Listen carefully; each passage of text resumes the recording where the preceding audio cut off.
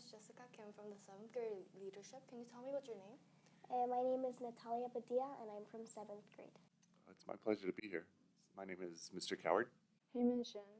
I'm Michael Godey. I am the middle school principal. I'm Ms. Carly Vessels, and I'm the aquatics director here at SIS. I'm Ms. Dirksen. I'm the grade 6 social studies teacher. So our first question is, can you share your cancer story and how it affected your life? Yeah, so my mom died from colon cancer in 2019, and it was very sudden. She told me that she wasn't feeling well and she had a stomach ache. And I took her to the hospital, and 1 week later she actually passed away. It was a really difficult time and a really difficult experience, obviously with it being so sudden. And I was there when she passed away too, so seeing someone that you love die was really, like, I want to say a pretty traumatic experience for me, but I did learn a lot from it.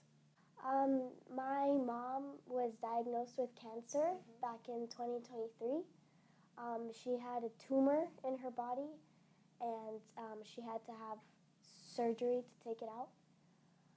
She didn't really want to tell us because she was afraid that it would affect how we felt at school, because cancer is a big deal. Yeah. So it affected my life in a way that was it was very sad, because I was scared that my mom was gonna pass away, but I was very glad because the doctor told her that, of course, she would have a surgery, and if they were able to take the tumor out, she would be okay. Well, I can remember when I was a kid, it was really difficult to watch my mom go through that. When she was diagnosed with cancer, her cancer wasn't something that was visible, so she didn't look sick. And then as she went through her treatment, it was pretty intense, and she got sick. Her medicines made her sick. Her hair fell out. She lost a lot of weight.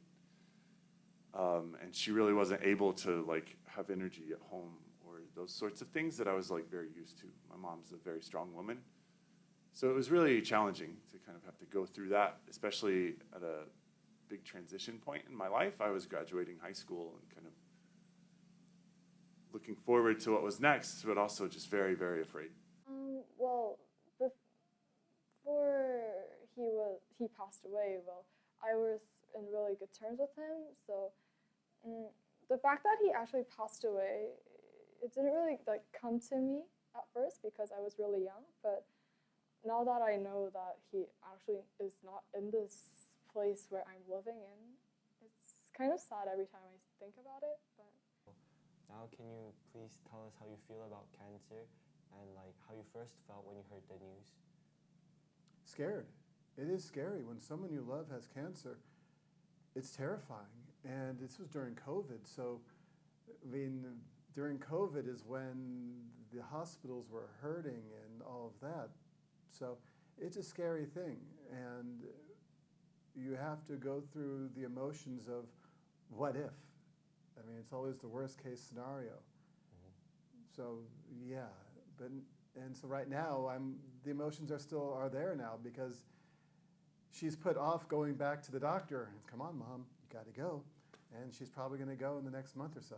It's quite a scary thing because for me, cancer means basically death. That's my experience of cancer. There's really no one else within my family that I know that has had cancer and survived. So it's definitely has a very scary attachment to me.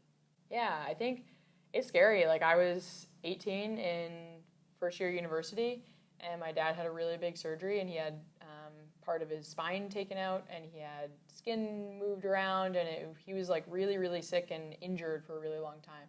And so that really changed our family dynamic just because he couldn't get off the couch. He physically couldn't really move very well for a really long time. And later on, he ended up having a tumor in his lung that he had to have removed. And that was really scary too because we knew he was going to be okay in the sense that they could chop out the tumor. But whenever you have surgeries like that, there's always a risk. And so I remember I was probably 19, And he called me the night before he had surgery, and he told me that he loved me and that if he never talked to me ever again, that he was proud of me and he was really happy that of all the things I've accomplished. And I think no 19-year-old should ever have to hear that from their parent.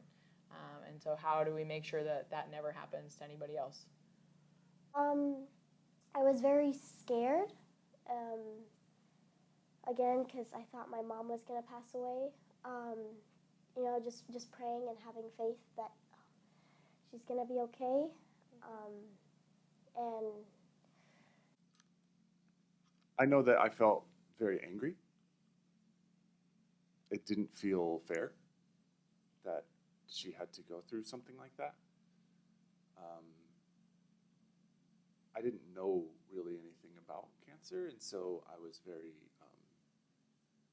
just scared. There were so many things that were new, you know, in my experience, and so there was a lot. It was I would say mostly like fear and anger were the two main emotions that I was feeling at that time.